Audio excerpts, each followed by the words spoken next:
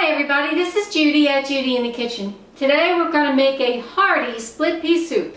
I have made this absolutely as easy as I can possibly make it for you. I'm starting with 1 pound of dried split peas that have been picked through and rinsed. It's very important that you pick through them and rinse them first. It even says that on the package. Alright, next we have the equivalent of 3 large cloves of garlic here, just chopped up. And in this bowl I have 1 cup of chopped carrots, 1 cup of chopped yellow onion, and 1 cup of chopped up celery. Then we go for a little bit of flavoring here. I've got 2 dried bay leaves, and we want to remember how many bay leaves we put in there so we can count them and remove them before we serve it. And then in this bowl I have some flavorings here. In here is 1 tablespoon of dried parsley, 1 teaspoon of dried basil, 1 teaspoon of dried thyme, and 1/4 teaspoon of black pepper.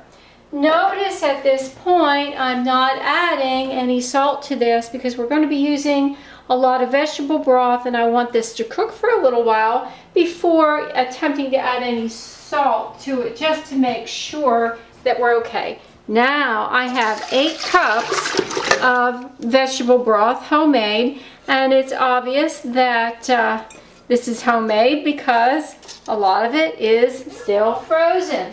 And so now I just want to give this a little stir. I'm going to turn the stove on to high and allow it to come to a boil, and then I'm going to cover it up, lower the heat, and have it simmer for a little while, and then we're going to add some more ingredients, and I'll keep you posted along the way. Alright, you can see we are at a big boil here. I'm going to turn this down to lower than medium, about a medium low.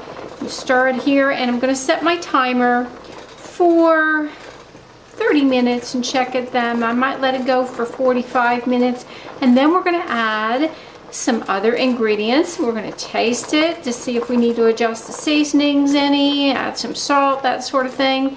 But we're going to let it simmer slowly for a half hour to 45 minutes before we do anything. My soup has simmered for right at 45 minutes now, and you can see the split peas are starting to cook, but they're still hard. They're not cooked all the way yet, which is understandable, okay? But I did take this opportunity at this point to taste it. It tastes absolutely delicious to me. I have no inclination to add salt to it. I don't feel like I need to with all that broth in there. And I don't think I need to adjust the flavorings, but this would be the time for you to taste your soup and see if you need to adjust the flavorings in any way, and go ahead and do it. So now we're going to add some other ingredients. I have 1/2 cup of brown rice that I have rinsed and drained. This is long grain brown rice. You can add whatever kind of rice you want. White rice, whatever. And we know that this is going to cook thoroughly and be very soft, and that's really what we're looking for. And then I have 1 cup of potato that I've diced up. And I want you to be real here on the quantity of these cut vegetables, especially the potatoes. That was 2 small potatoes, and when we're cutting up a potato, we don't know how much we're going to get in terms of cups. So if you cut 1 or 2 up and you wind up with more than a cup or less than a cup, go for it, add it all in there, because nobody wants a piece of raw potato left over. So this is not like making a cake where everything has to be precise. This is okay. If you have extra, add extra. So I'm going to cover it up, raise that heat just a little bit to bring it back to a boil, and then I'm going to set the timer for another 45 minutes because I really do want this to cook and be soft and the flavors really blended well. I am going to watch it along the way. It might need a little more liquid, and then again it might not. It just depends on how thirsty these peas are and the potatoes and so forth. So we're going to watch it, and if I need to add anything, I will let you know. It is looking right where I want it to look. This soup has now cooked for an hour and 45 minutes, so I did elect to let it go an extra 15 minutes. I checked it out, and the rice was not as cooked as I wanted it to be.